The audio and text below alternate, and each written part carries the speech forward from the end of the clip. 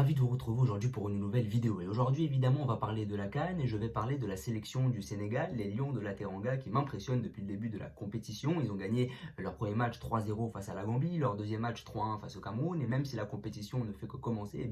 il faut dire que le Sénégal fait partie clairement des favoris de la compétition. Alors moi, j'émettais des réserves au début de la compétition sur le Sénégal. Je les voyais mal faire le back-to-back parce que c'est très difficile de gagner la CAN deux fois de suite. Les dynamiques varient énormément sur le continent africain et les tendances sont rarement les mêmes. Et c'est vrai que cette équipe du Sénégal avait atteint son apogée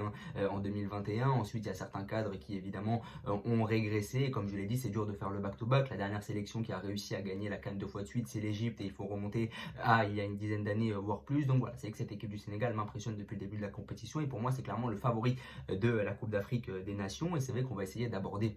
vraiment cette équipe du Sénégal à travers tous les aspects du jeu. Et c'est vrai que je vais essayer quand même de dresser une analyse globale et pourquoi le Sénégal est clairement mon favori sur cette compétition. Alors il faut commencer par parler des cadres parce que c'est vrai qu'Aliou Cissé, lorsqu'il est arrivé du côté de la sélection sénégalaise, il a voulu s'appuyer sur des cadres très très forts. Aliou Cissé, il arrive en 2015 du côté de la sélection sénégalaise et c'est vrai que quand il arrive, la sélection sénégalaise est au plus bas. Ils viennent de se faire sortir en poule de la CAN 2015 et lui, il a réussi à insuffler ses idées de jeu, à avoir un discours assez novateur, mais aussi à s'appuyer sur une ossature très très forte. Aliou Cissé faisait partie de l'aventure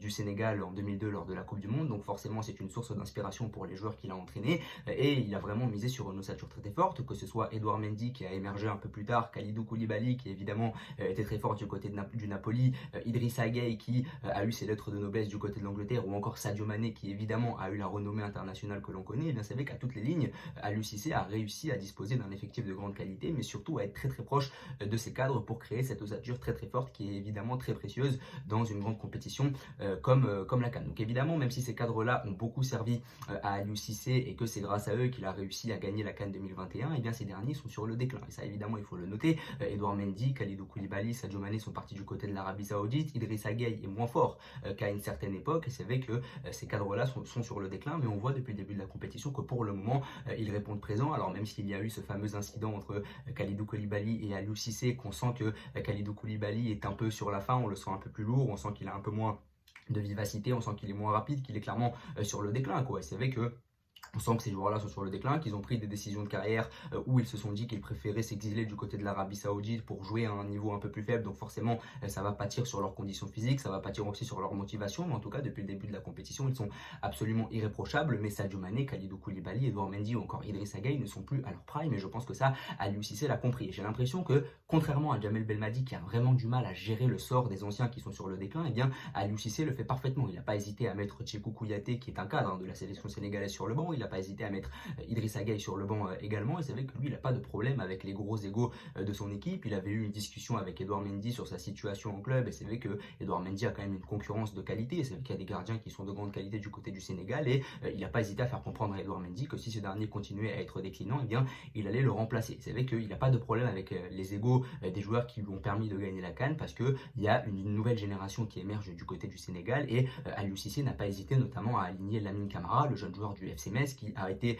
rayonnant depuis le début de la compétition. Il est notamment allé de son doublé sur le premier match, mais en tout cas voilà, c'est vrai que Aliou Cissé n'a pas de problème à mettre les anciens joueurs qui ont fait sa gloire sur le banc et surtout il n'a pas honte, il n'a pas peur de mettre la jeunesse clairement et de lui faire confiance. Et ça évidemment c'est très intéressant, il y a ce mélange entre la jeunesse et l'expérience, il y a ce mélange qui est vraiment très très bénéfique que Aliou Cissé arrive parfaitement à maîtriser. Évidemment il y a aussi un gros potentiel offensif, c'est peut-être selon moi avec le Maroc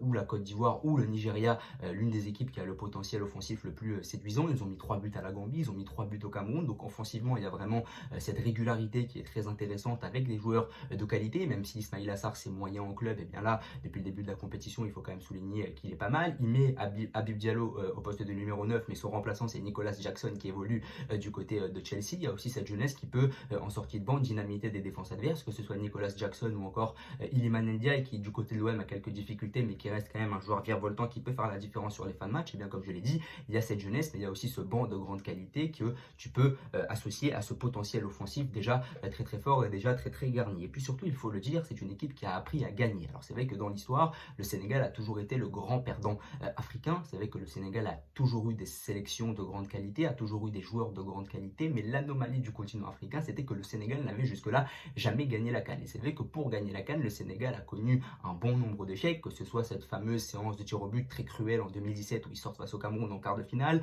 que ce soit cette finale perdue face à l'Algérie en 2019 où selon moi le Sénégal était quand même très très fort sur cette CAN-là et aurait mérité de gagner cette CAN, mais l'Algérie était tout simplement meilleure et l'apogée est venu en 2021 où le Sénégal est passé à un cheveu de perdre une nouvelle finale face à l'Égypte, mais le Sénégal a pour une fois a été chanceux parce que c'est vrai que le Sénégal a eu énormément de malchance dans son histoire en perdant beaucoup de finales, en connaissant beaucoup de scénarios très très cruels. Et bien en 2021, la consécration avec cette première CAN, comme je l'ai dit, le fait que le Sénégal gagne sa première CAN en 2021, ça relève vraiment de l'anomalie tant cette équipe a toujours eu de grandes générations, mais c'est une équipe qui a appris à gagner. Et c'est vrai que là où le Sénégal incarnait la loose auparavant, là où le Sénégal incarnait la malchance malgré des générations de grande qualité, et bien là c'est une sélection qui a appris à gagner et ça évidemment c'est dû au travail d'Aliou Cissé, c'est dû à cette ossature très très forte qu'il a réussi à créer. Le Sénégal est vraiment devenu une équipe quasi imbattable sur le continent africain parce que c'est une équipe qui a réussi à apprivoiser le continent africain et c'est pour ça que je les mets favoris devant le Maroc parce que même si le Maroc a fait une demi-finale de Coupe du Monde et que c'est historique, eh bien la Coupe du Monde ça n'est pas la CAN et le Maroc en l'état actuel des choses n'a toujours pas réussi à apprivoiser la CAN parce que la CAN c'est une compétition très très différente que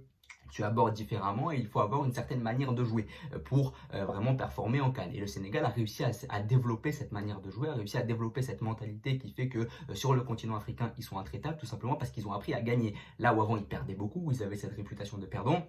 eh bien, ils ont appris à gagner grâce à cette ossature très très forte, grâce à Aliou Cissé qui a évidemment aussi réussi à motiver ses troupes en ayant un discours de vainqueur. Donc voilà, c'est une équipe qui sait gagner, c'est une équipe qui a appris à le faire. Rome ne s'est pas faite en un jour et le Sénégal a énormément galéré avant d'arriver à ce qui s'est passé en 2021 et peut-être que c'est peut-être le début d'une hégémonie du Sénégal sur le continent africain parce qu'après tant d'années de souffrance, peut-être que le Sénégal a la génération pour aller loin sur 2-3 CAN de suite avec ce sélectionneur qui évidemment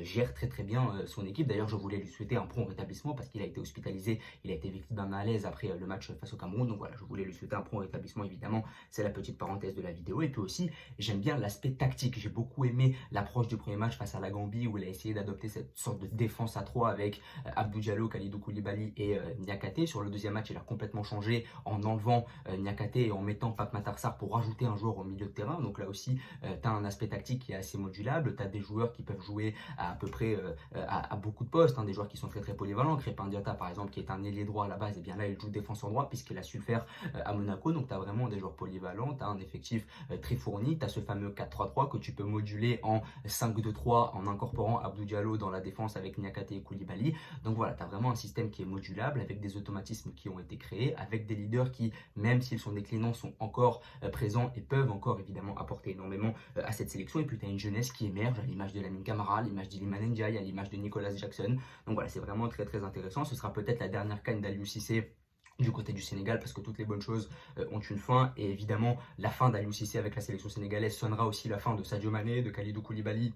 ou encore d'Edouard Mendy parce qu'il faut savoir passer la main. Cette sélection a fait 8e de finale de Coupe du Monde, elle a gagné la CAN, peut-être qu'elle arrive à son terme, mais peut-être que la meilleure des manières de mettre fin à cette belle génération du Sénégal, c'est de faire le back-to-back et de gagner une deuxième CAN de suite. En tout cas, je suis très optimiste pour le Sénégal qui réunit toutes les qualités pour remporter cette compétition.